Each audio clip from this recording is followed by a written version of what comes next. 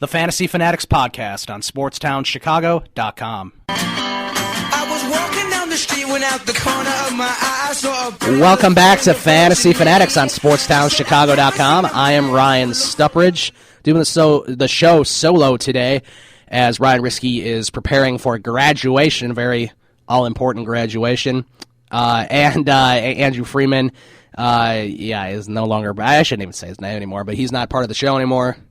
He can have fun in the land of Rockford. Before we go to break, we're going to be talking about, I'm going to be giving our NFL picks for the week, and I have Ryan Risky's as we talked about them last night, so that'll be exciting as well, because I will have those picks for everybody. We will talk more in depth about each of the games. Also, coming up, we will talk more about the Bears. As you know, there's a couple things that strike me as we have a couple minutes here. There's a couple things that strike me, and that is I was listening to 670 as I was driving down here to do the show, and I was listening a little bit to the Aaron Kromer press conference. It seems like everyone just tries to pretend like nothing's wrong, and that is very incorrect, as the Bears are 5-8. They haven't been this bad at this point of the season for a long time, since way before the Super Bowl, I would say. Before they went to the Super Bowl in 2006.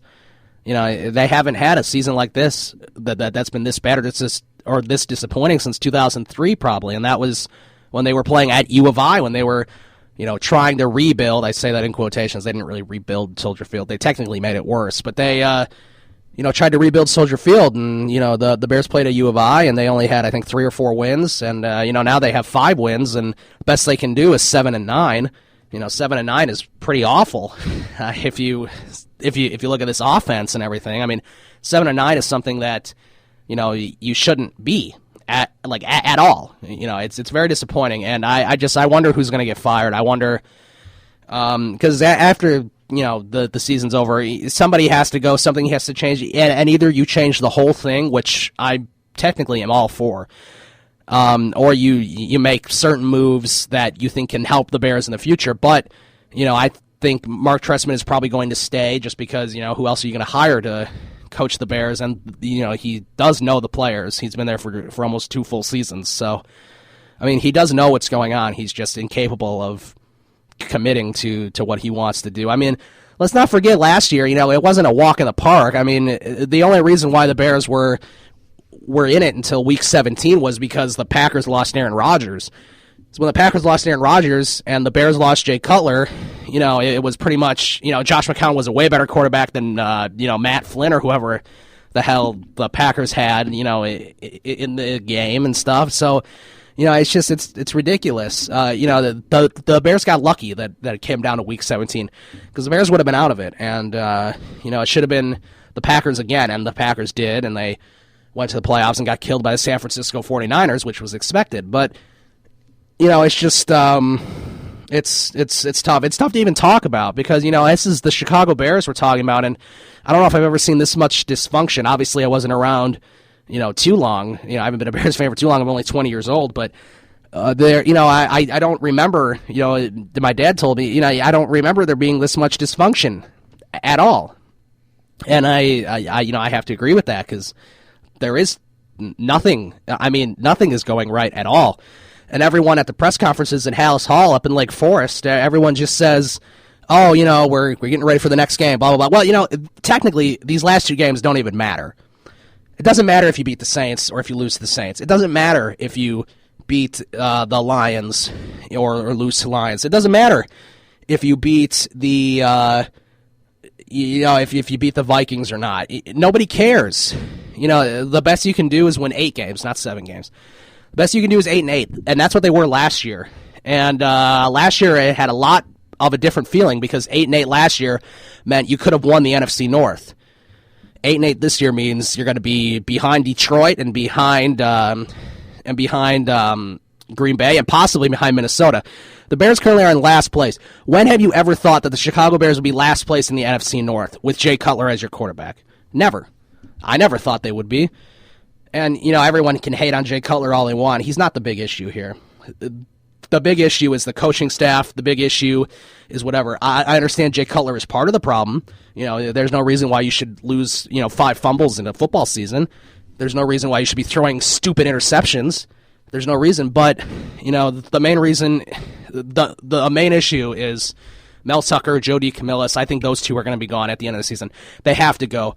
I wouldn't be surprised if Aaron Cromer's gone too for his remarks that he made about the Bears to Ian Rappaport, as that guy made his article and made his little thing, stir up the pot a little bit at Hallis Hall. But it's going to be very interesting to see what happens with this team coming up these last 3 games. These next 3 weeks at Hallis Hall are going to be very interesting. And we'll talk more about this after the NFL picks and stuff, and then we'll talk about the winter meetings, as it was very, very exciting. I love it.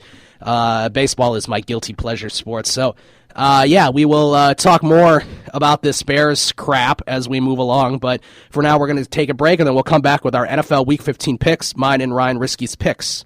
So stick around at Fantasy Fanatics, SportsTownChicago.com.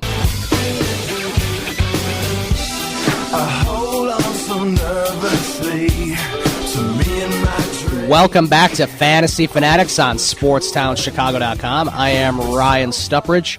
Ryan Risky is off today as he has his graduation to prepare for. And Chris Simpson's blown me off for the second week straight for NFL Week picks. I don't know what Andrew told you, but whatever he said is incorrect. Let's move on to our NFL Week 15. This is Week 15 anyway. We will go ahead and start that up right now. Let me just cue the music, turn it down a little bit so you can hear my voice. There you go. Sounds nice. All right, so Week 14, as it looks, I beat Ryan Risky 11-10 in that. So that was exciting. Dallas and Chicago, we both picked Chicago. We both are stupid Bears fans, and we picked Chicago. They ended up losing. Not that it matters. The Steelers and the Cincinnati Bengals. I picked Cincinnati. Ryan Risky picked the Steelers, so he got a point there as the Steelers did win, and they won pretty handedly, too. It was a very nice win for Pittsburgh. St. Louis and Washington, we both picked St. Louis. Got a point there. The Giants and the Titans, we both picked the Giants. That was good. Carolina and New Orleans, we both picked New Orleans, and look at what happened there. Carolina won, so we didn't get any points. The Jets and Minnesota, we both picked the Vikings. The Vikings had to win in overtime, but they did win. Baltimore and Miami. I picked Miami. Ryan Risky picked Baltimore. And Ryan Risky beat me out there because Baltimore won. So you may be thinking at this point, well, how did you win, Ryan Stuprich? Well, I'll tell you in a second. The Colts and the Browns. They both played last week. We both picked the Colts, and the Colts won. The Tampa Bay, I almost said Tampa Bay Rays. The Tampa Bay Buccaneers took on the Detroit Lions. We both picked Detroit. Detroit won. Houston and Jacksonville. We both picked Houston. We won that. Buffalo and Denver. We both picked Denver. We won that. Now here's where it gets interesting. So Ryan Risky is up by 2 games on me. Kansas City and Arizona. I picked Arizona. He picked Kansas City. Arizona won that 17-14, so he got it. So that's very good. And then the next game, too. Seattle and Philadelphia. I picked Seattle. Ryan Risky picked Philadelphia, and I beat him out for that. So we are tied right now in our picks. Tied. Tied. San Francisco and Oakland. We both picked San Francisco. Yeah. So we didn't get anything there. But, it was a very exciting game for the Bay Area, right? New England and San Diego. Here was the kicker. Ryan Risky loves the Chargers. He couldn't pick against them as he picked San Diego. I picked New England because I'm smart. And New England won. So that's how I ended up beating him, because we both picked Green Bay over Atlanta. I was hoping Atlanta would win because it didn't matter. I still would have won this week. So, yeah, those were the picks, and I won 11-10. So currently I have picked 5 games correct. So for the weeks, I'm 5-7-1. Ryan Risky is 7-5-1. We didn't do this week 1 for some reason. But, yeah. Okay, it's time to go over our picks for NFL Week 15. Arizona and St. Louis. We both picked Arizona. Arizona won. So guess what? We get points. Yay, we're tied 1-1 going into Sunday. We have the Steelers at the Atlanta Falcons.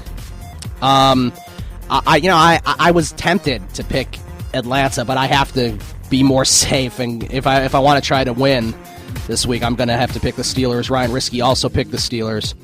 Washington and the Giants, we both picked the New York Football Giants. So we'll see what happens there.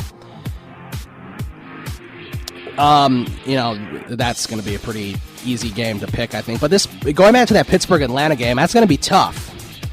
Miami and New England, New England has a good chance of just running away with the whole thing. They're in very good shape right now. We both went with the Patriots, by the way. But this is going to be tough because Miami really needs to win this game. I don't know. They might try to pull out all the stops. Oakland at Kansas City. It's very hard to pick against Kansas City when they're playing Oakland, even though Oakland is doing better of late, but they're barely doing better of late. So we are both going with the Kansas City Chiefs. Yes. Houston at the Colts. We are both going with the Colts. We haven't picked the game separately yet, so that's pretty interesting too. That's Houston and the Colts. I could see Houston putting up a very good fight, but I think Andrew Luck will be too big, too strong. Jacksonville at Baltimore. So Jacksonville at Baltimore. I'm going with the Baltimore Ravens, I think. It's pretty safe to say, even though Baltimore, I think a lot of people didn't think they would be where they are right now, especially with losing Ray Rice and everything. I don't think a lot of people thought that they would be here. But here they are, at 9-5 and doing pretty well. So I'm going with the Ravens. Ryan Risky's also going with the Ravens. Green Bay at Buffalo. We are both going with the Packers. That's pretty easy. Even though the Packers play a lot worse away than they do at home, they should be able to beat the Buffalo Bills. RELAX, more like STFU, but whatever. Tampa Bay at Carolina. We've got the Buccaneers at the Panthers. This is going to be a tough game for sure. We are both going with the Panthers. Yeah, we are both picking these games the same so far. Every game we picked has been the same. Coming up, it's a little differently, but it's going to be pretty interesting to see what happens here. But we are both going with the Panthers, so we'll have to see what happens. Cincinnati at Cleveland. Here's where we have a difference of opinion. Ryan Risky is going with the Cleveland Browns, and I am going with the Cincinnati Bengals. I think they can go into Cleveland and win, so we'll have to see what happens there. But I really think that it's a good chance. So we'll have to see if the Browns start Johnny Manziel, if they start Brian Hoyer. Who knows what's going to happen there in Cleveland. But, we've seen it all too many times where I could just see, Cincinnati going into Cleveland, beating the Browns, and Browns fans having just an absolute fit over it. We got the Jets at the Titans. This is a battle of 2-11 awful teams. I'm taking the Jets, and Ryan Risky is taking Tennessee Titans. It's going to be very interesting to see what happens there, because I just think the Jets, I think with Chris Ivory and I think with Chris Johnson, I think their run game is already, it's better than Tennessee's, and so I think Tennessee should have a tough time playing. I know they're home, but I mean, they suck just as bad as the Jets. I think the Jets have a little more, have more weapons. Denver at San Diego. I believe Ryan Risky has stopped picking San Diego, and he is going to go with Denver. Yeah, it's pretty hard not to pick Denver right now, but I just think they'll be able to pick the Broncos. Minnesota at Detroit. So Minnesota at Detroit. I feel like Minnesota has a good chance of winning this, but I'm going with Detroit, and so is Ryan Risky, just because I think it'll be pretty easy. I don't know what to think. San Francisco at Seattle. We're both going with Seattle. San Francisco's just in shambles right now. They'll be lucky if they can make it to 500 as a final, an 8-8 final by the end of the season. Dallas at Philadelphia. I am going with Philadelphia, and so is Ryan Risky. And we talked about this last night as he was giving me the picks, that Philadelphia always plays good on national TV, and then they always play good at home. And, it goes back to Week 16 last year against the Chicago Bears, where the Bears could have won that game and secured a playoff spot, but they got absolutely blown out by the Eagles, and the Eagles have done pretty well on national TV ever since then. And the last game, New Orleans